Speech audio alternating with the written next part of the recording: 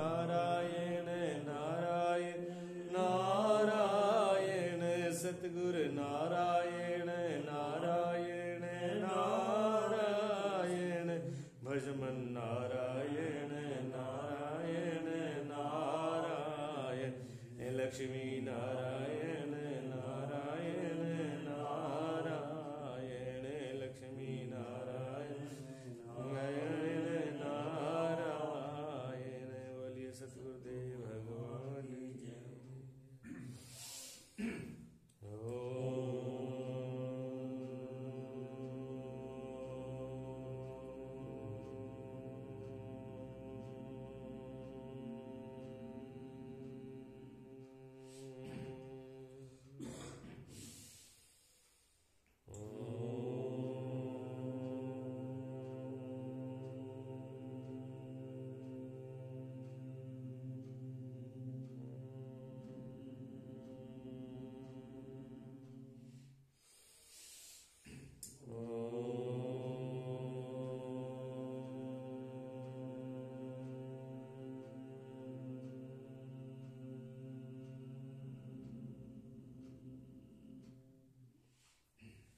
सच्चिदानंद भगवान की जय हो जय हो।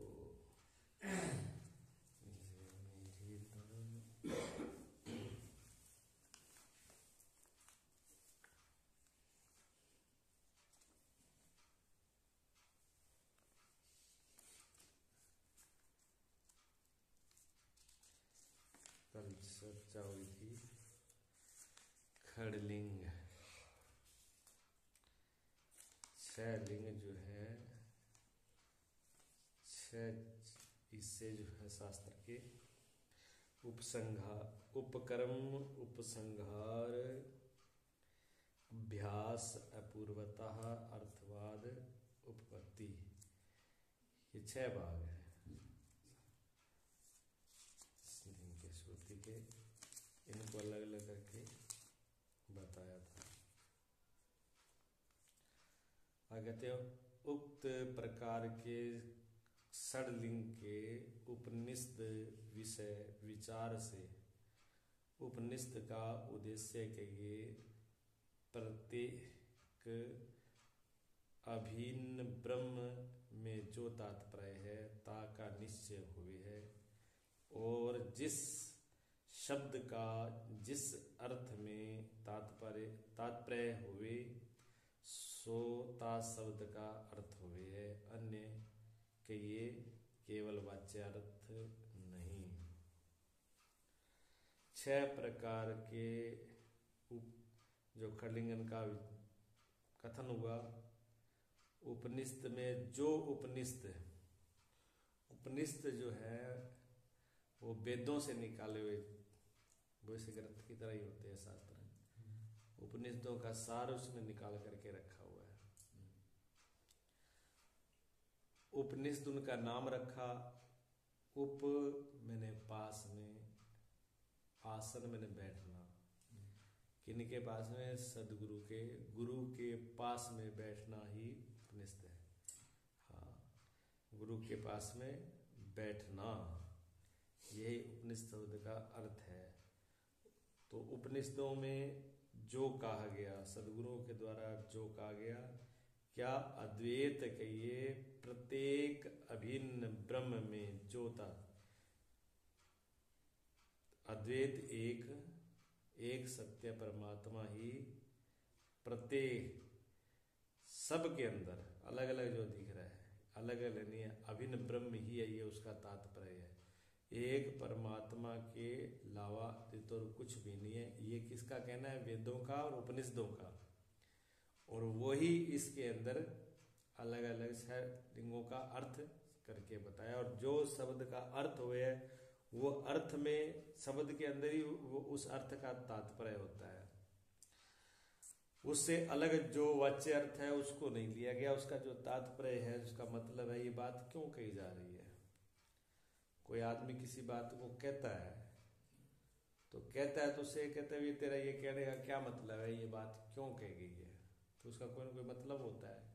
जहाँ तो वो किसी पीछे की बात को लेकर के बात करता है, जहाँ फिर आगे की बात को बात लेके बात करता है। सामने वो बात होती नहीं है, कोई बात विषय ही नहीं है, सामने तो कोई भी उस बात का विषय नहीं है, लेकिन फिर भी कोई व्यक्ति किसी बात को बोलता है तो फिर उसका अर्थ लगा लेते हैं भी ये बात इसने क्यों बोली है, कभी हमारी ये बात हुई थी उसको लेकर के बोली है उसने, जहाँ आगे के लिए उसने बोली है। तो कहते हैं ये जो 6 लिंगों की जो चर्चा हो रही है वो उसी बात को लेकर के हो रही है जो वेद और उपनिषद में कहा गया है कि परमात्मा अद्वैत एक ब्रह्म ही है सब में, उसके अलावा और कुछ है नहीं। इसी बात को ही सिद्ध करने के लिए बोली जा रही है, मतलब उसका कोई और अर्थ नहीं है, वच्चे अर्थ नहीं है, उनका भी वही अर्थ है। मतलब कोई ये कहे भी इतनी बात कह दिया वेखलिंग अलग से ये बात चर्चा करने की क्या जरूरत है, ये बीच में तीसरी बात कहाँ से आ गई, कहते तीसरी बात इसमें है ही नहीं, एक ही बात है इसके अंदर, और कोई विषय नहीं है, एक ही बात का विषय है। तो ये समझाने के लिए कहा गया, क्यों कि देखने का ढंग जो है वो अलग अलग होता है। अगर सही तरीके का प्रत्यक्ष रूप से जैसा कहा गया है वैसा नहीं देखा जाए, जैसा कहा गया है वैसा नहीं सुना जाए, जैसा बोला गया है वैसा अर्थ नहीं निकाला जाए तो वो अर्थ बदल जाता है, अर्थ का अनर्थ हो जाता है। तो बात कुछ होती है, बात कहीं भी चली जाती है, जो बात चल रही होती है वहीं पर ही दिमाग जाना चाहिए। ऐसा होता रहा है।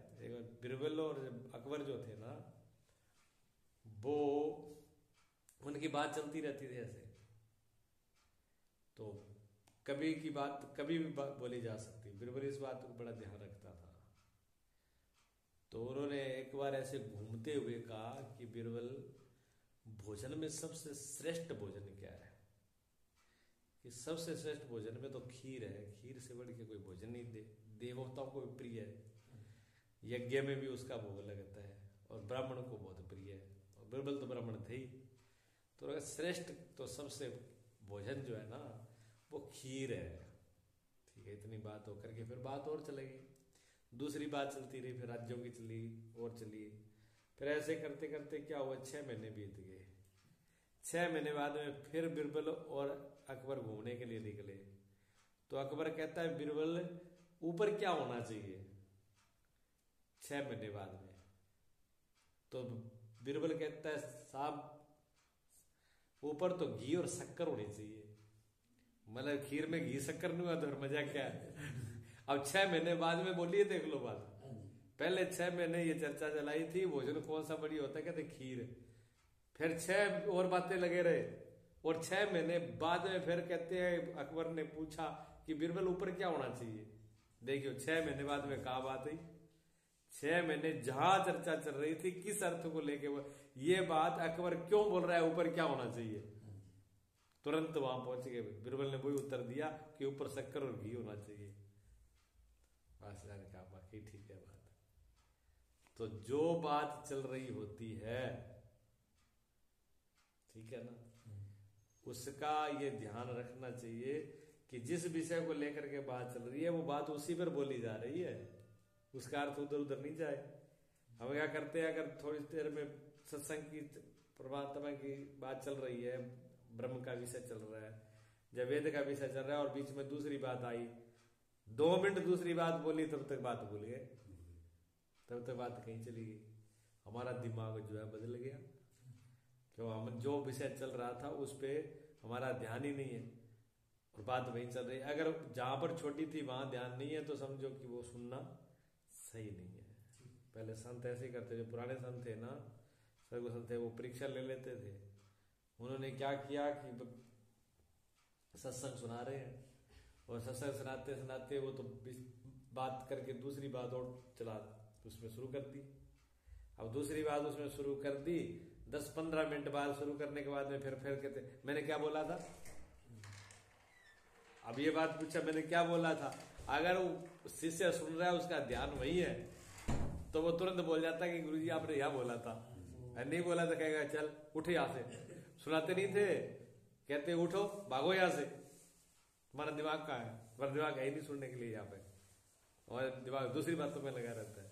सुनाते नहीं थे वेदांत की चर्चा के लिए, कई बार तो बहुत टाइम लग जाता था, दोबारा उसको सुनाते ही नहीं थे कि आप यहाँ हो ही नहीं, आपका दिमाग ही नहीं है, अभी आप सुनने के योग्य ही नहीं हो गए। ऐसे विषय को बोल रहे हैं कि विषय जहां पर जो बात चल रही है वो किसी बात को लेके करें, बात वही करेंगे वो। हाँ। क्योंकि आदमी की ध्यान बटने में देर नहीं लगता, दृष्टि देखने में बदलने में देर नहीं लगता। तो वाच्यार्थ को नहीं उसको लक्ष्य, जो शब्द का अर्थ है उसी के लिए, वाच्यार्थ को नहीं, तात्पर्य को, जो शब्द का तात्पर्य निकल रहा है उसी को लिया जा रहा है, दूसरे को नहीं। कि आप अपने विषय से हटना नहीं, जो विषय चल रहा है उसी विषय पर रहना, दृष्टि वही रहनी चाहिए। क्यों ज्ञानी और अज्ञानी में फर्क होता है। ज्ञानी जब देखता है तो उसकी दृष्टि अलग होती है, तात्विक दृष्टि होती है।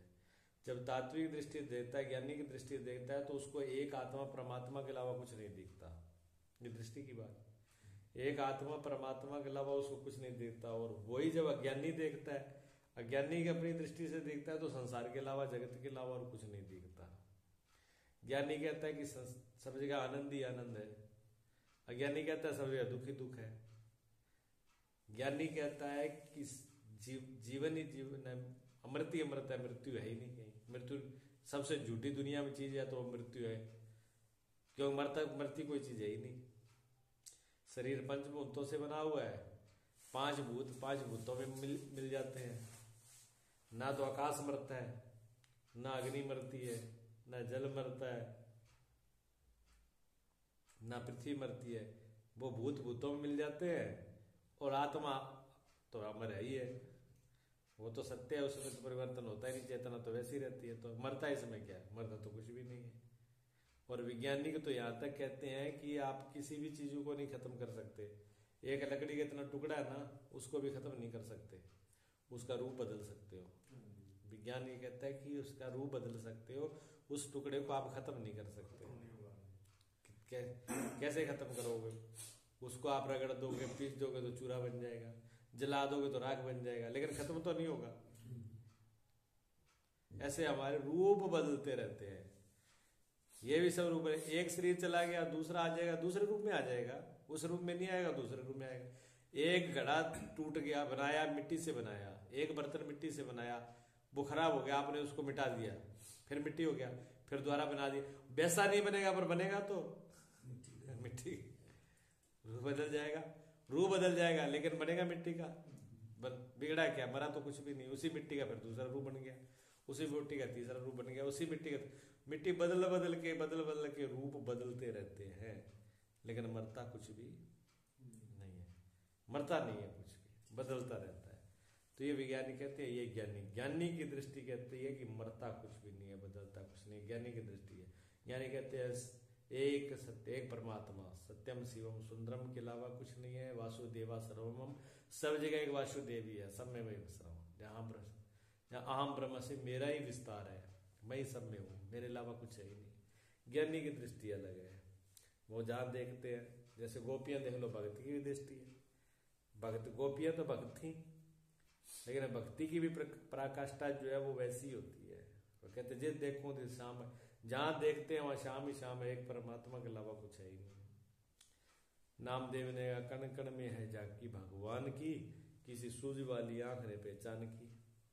ये कण हर जगह जहां देखा एक एक कण में वही तो समाया है, लेकिन देखने के लिए आंख तो चाहिए, सूझ वाली आंख चाहिए। अगर आंख ही नहीं है तो फिर क्या करे? तो आंख जब ज्ञानी देखता है तो सब जगह सत्य ही दिखता है, सब जगह ब्रह्म दिखता है, सब जगह परमात्मा दिखता है, आत्मा दिखता है। और अज्ञानी देखता है तो जगत दिखता है। दो अलग अलग ढंग, देखने के दो ढंग है, दो व्यवस्था है, अलग अलग तरीका है दोनों का। जैसे कीड़े मकोड़ों को देख लो, बहुत सी चीजों के जो है, यहां तक कि सर्प में कहते हैं कि सब सर्प को कान नहीं होते, सांप के कान नहीं होते। बहुत लोग मानते हैं, या नहीं मानती, कहते फिर वो सुनता कैसे, वो मस्त हो जाता है।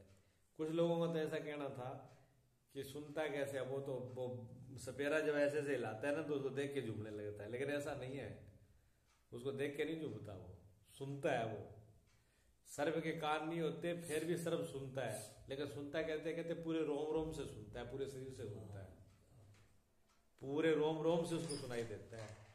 बने से देखिए आप, कई बारी आप कान बंद कर लीजिए, कानों में कोई चीज लगा लो और आप वाइब्रेशन पर करके मोबाइल को लगा लेना आप, वो आपकी चमड़ी से टच करना चाहिए।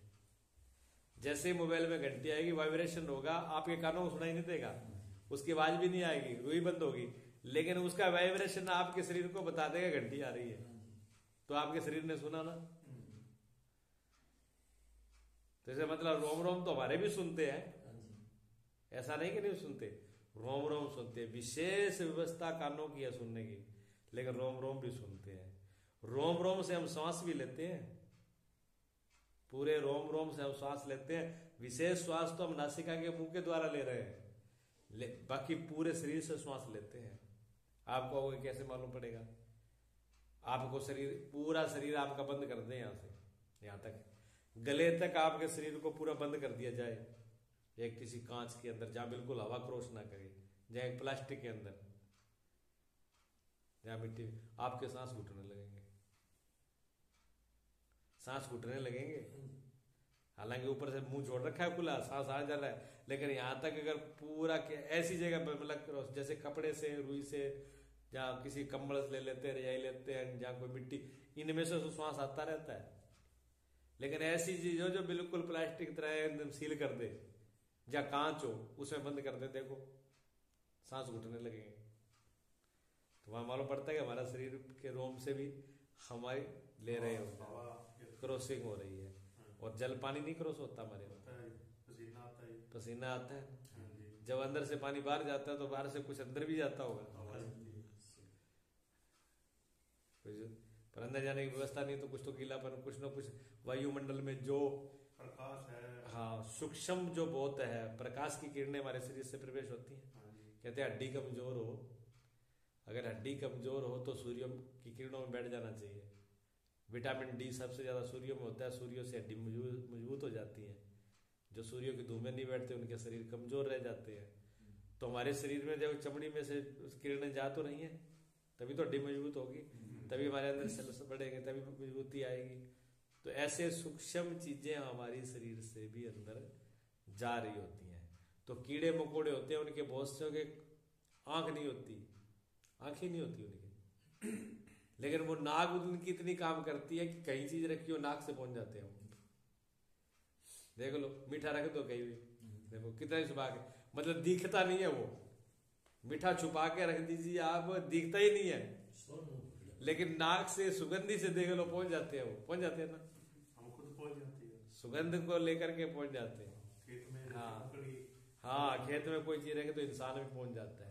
कहाँ से खुशबू कहाँ आ रही, जहाँ बदबू आती होगी, मान लो किसी ने दवाई छिड़की है, स्प्रे कर दी, जहर छिड़क दिया, अब पता नहीं, आपने देखा नहीं, आंखों से तो नहीं देखा ना, जहर दिखाई भी दे रहा है आंखों से, लेकिन दिखाई नहीं दे रहा, आप कह देते देखो इसमें दवाई डाली हुई है, चीज मत खाना। हाँ नाक की परख है ये ना, तो नाक से परख की ना।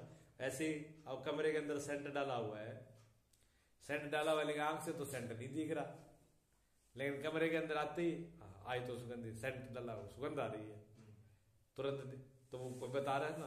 तो हमारी 5 इंद्रियां देखो, 5 इंद्रियां, पांचों इंद्रियां 5 भूतों के बारे में जानकारी देती है।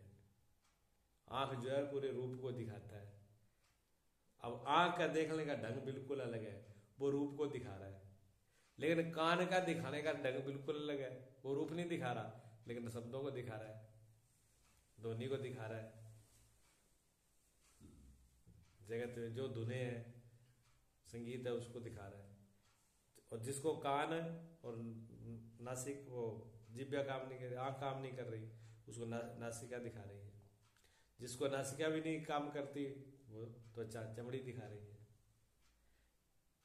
सारी कुछ जो चीजें हैं ये सब काम नहीं करती, वो जिह्वा, रस, अब सारे रस हैं, रस को आंख में लगा के देख लो, क्या बता देगी कैसा रस है। आंख में नमक का डाल के देखो भी, खट्टा है मीठा है नमकीन है, आंख नहीं बता पाएगी। आंख में चाहे चीनी डाल दो चाहे नमक डाल दो, टेस्ट नहीं बताएगी। हाँ लगेगी उसके अंदर, वो अलग बात है। ऐसे कान में डाल दो, कान में गन्ने का जूस डाल लो चाहे नमक का जूस डाल दो, कान नहीं बताएगा अभी क्या हो रहा है, कैसा टेस्ट है। अलग अलग 5 इंद्रियों से जगत का देखने का ढंग अलग अलग है ना। और उन्हें जिस इंद्री से देखा जा रहा है जगत वैसे ही दिख रहा है, जिस इंद्री से देखा जा रहा है जगत वैसा ही दिख रहा है। और अज्ञानी किससे देखेगा?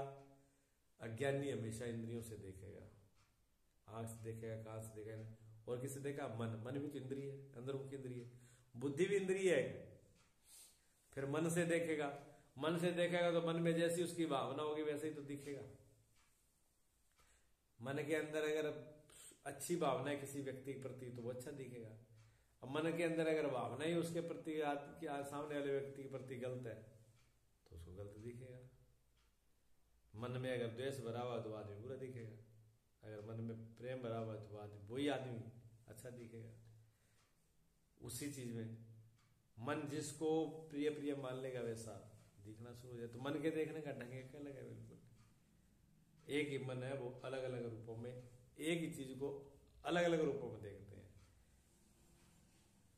एक वृक्ष के पास में एक कवि खड़ा होता है, अब कवि का मन है तो वो क्या लिखेगा? वो कविता लिखेगा, कविता लिखेगा। वृक्ष में ऐसी हरियाली है, ऐसी फूल है, ऐसे कलर है, ऐसी सुगंध है, हवा में ऐसा लहराता है, आकाश में ऐसा लहराता है, वो उसके अंदर अपना सौंदर्य भर देगा। अब कवि का मन है ना, तो उस वृक्ष के अंदर कितने सौंदर्य भरेगा वो उस हरियाली को देख। और वहीं भैंस पहुंच जाएगी तो वो क्या सौंदर्य थोड़ी देखेगी, वो देखेगी भी खाने की चीजें खा लो, सबसे पहले मुंह मारेगी, खाने वाली है तो खा लेगी, नहीं तो किसी काम की नहीं। उसी वृक्ष के पास में कोई धूप का मारा हुआ यात्री है, उसको कोई लेना देना नहीं है, ना हरियाली से लेना देना, ना ऐसे छाया अच्छी है, वो उसकी छाया में मस्त होगा। ठीक, पक्षी आएंगे, पक्षी के खाने के फल फूल होंगे, पक्षी उसमें फल खाने को होगा तो अपना फल खाएगा, बैठेगा। पक्षी के वृक्ष से अलग है ढंग विभाग, यात्री का अलग है, कवि का अलग है। और वहीं एक कारीगर लकड़ी वाला आ जाए, वो सबसे पहले ये देखेगा कि इसका डंडा साफ सीधा डंडा कौन सा है, लकड़ी सीधी कौन सी है, हाँ ये काम किया, इसी को काटो पहले। वो बड़ा ऐसा, अब उसको ना हरियाली दिख रही, ना सुगंधी दिख रही, ना फूल दिख रहे, कुछ नहीं दिख रहे उसको डंडा लकड़ी दिख रही है, सीधी वाली कौन सी है, साब लगाइए। दरख्त वृक्ष एक है, लेकिन वृक्ष को देखने के ढंग मन के अंदर जैसी जिसकी कल्पना है, मन जिसके साथ जैसा है वो वैसे ही उस ढंग से देख रहे हैं। तो ये बहुरूप देखने के ढंग किसके है? अज्ञानी के। अज्ञानी बहुरूप ढंग से देखता है और